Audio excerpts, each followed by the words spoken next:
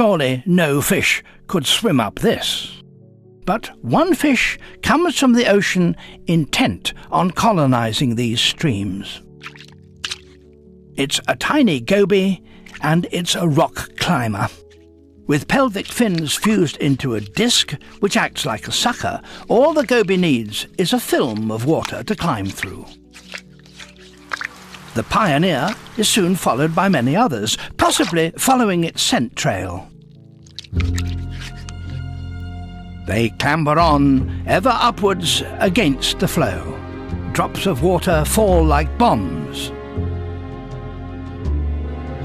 False leads waste crucial energy. Some must rest.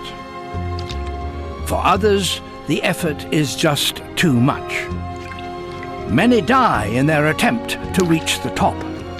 Against all the odds, a few heroic individuals do make it to the top, where the gobies can feed and grow and breed in peace. In time, their own young will be swept downstream and out to sea, and the cycle will begin all over again.